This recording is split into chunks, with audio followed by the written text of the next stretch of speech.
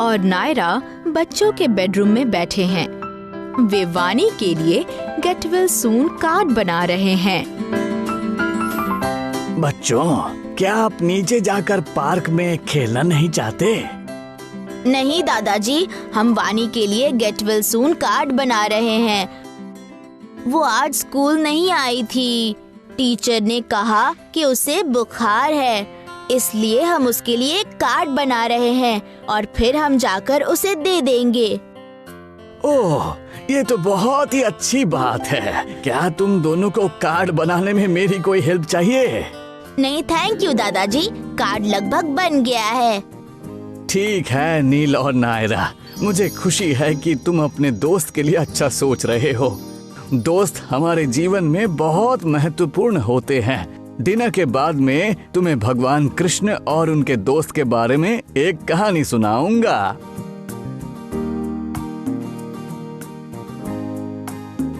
नील, नायरा, क्या तुम दोनों वाणी से मिले? उसकी तबीयत कैसी है अब? हाँ दादाजी, अब वो ठीक महसूस कर रही है। डॉक्टर ने उसे दवाइयाँ भी दी हैं। यह सुनकर बहुत अच्छा लगा। आशा है कि वह जल्द ही ठीक हो जाएगी। हाँ दादाजी। क्या अब मैं तुम दोनों को भगवान कृष्ण और उनके दोस्त सुदामा की कहानी सुनाऊं? ओह हाँ दादाजी, प्लीज सुनाइए। भगवान कृष्ण और सुदामा बचपन के दोस्त थे। उनकी मुलाकात ऋषि संदीपनी के आश्रम में हुई थी। नील, नायरा, आश्रम वो जगह है जहाँ ऋषि रहते हैं। पुराने समय में बच्चे इन आश्रमों में वैसे ही पढ़ने जाते थे जैसे आप स्कूल जाते हैं। आश्रम में साथ पढ़ते पढ़ते भगवान कृष्ण और सुदामा बहुत अच्छे दोस्त बन गए थे। कई साल बीत गए और भगवान कृष्ण और सुदामा बड़े हो गए। सुदामा बहुत गरीब थे और भगवान कृष्ण आगे चलकर द्वारका के राजा बने। एक दिन सुदामा की पत्नी ने उन्हें अपने बचपन के दोस्त भगवान कृष्ण से मिलने और उनसे कुछ पैसे मांगने के लिए कहा। लेकिन सुदामा और उनकी पत्नी का मानना था कि उन्हें भगवान कृष्ण से मिलने बिना उपहार लिए जाना नहीं चाहिए। लेकिन सुदामा बहुत गरीब थे और उनके पास कुछ भी नहीं था जो वो राजा को दे सके। सुदामा को याद आया कि बचपन में कृष्ण को पोहा बहुत पसंद था, इसलिए उन्होंने तोहफे में उनके लिए पोहा रख लिया। सुदामा द्वारका महल पहुंचे। यह एक विशाल और सुंदर महल था। राजमहल देखकर सुदामा बहुत खुश हुए। दीवारों पर बहुत सुंदर डिजाइन थे। महल में बहुत से नौकर घूम रहे थे। जल्द ही उनकी मुलाकात भगवान कृष्ण से हुई। भगवान कृष्ण अपने बचपन के दोस्त को देखकर बहुत खुश हुए। उन्होंने सुदामा का बहुत अच्छा आदर सत्कार किया और उन्हें स्वादिष्ट खाना परोसा।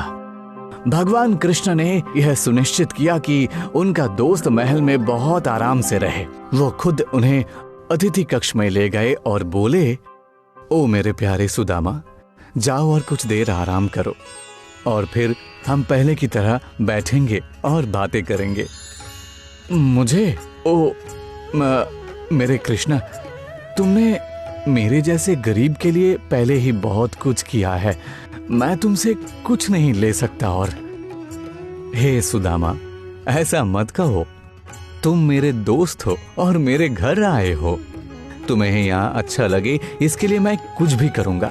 सुदामा असहजता से मुस्कुराते हुए कहते हैं, ओह ठीक है कृष्ण, जैसा तुम कहो।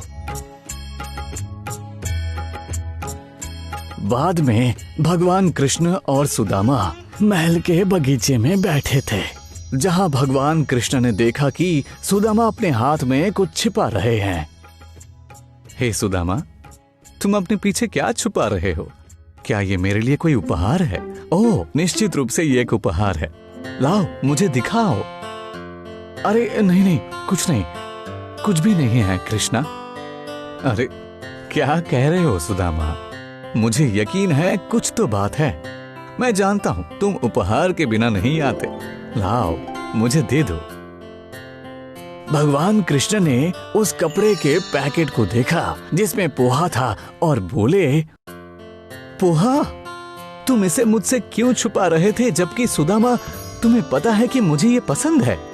कृष्ण, तुम जैसे राजा के लिए ये कोई बड़ी बात नहीं है। तुम्हारे पास इतना बड़ा और प्यारा घर है, तुमने मुझे इतना अच्छा खाना खिलाया और ये सुनिश्चित किया कि मेरे पास सोने के लिए मुलायम बिस्तर हो, और मैं बस तुम्हारे लिए यही पोहा ला सका। हे सुदामा, लेकिन मुझे पोहा बहुत पसंद है। मैं महल या मुलायम बिस्तर नहीं खा सकता, लेकिन मैं पोहा खा सकता हूँ, और तुम जानते हो कि मुझे स्वादिष्ट खाना पसंद है।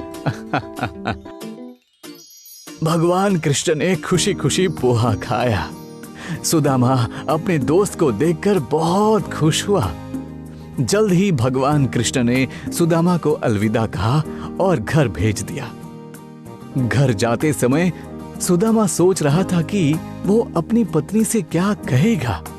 भगवान कृष्ण ने उनकी बहुत खातिरदारी की और इसलिए उन्हें अपने दोस्त के दिए गए अच्छे भोजन और देखभाल के बाद उससे पैसे मांगने में शर्म महसूस हुई।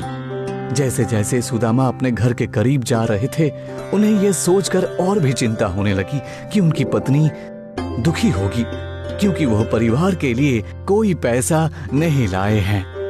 जल्द ही सुदामा घर पहुंच गए।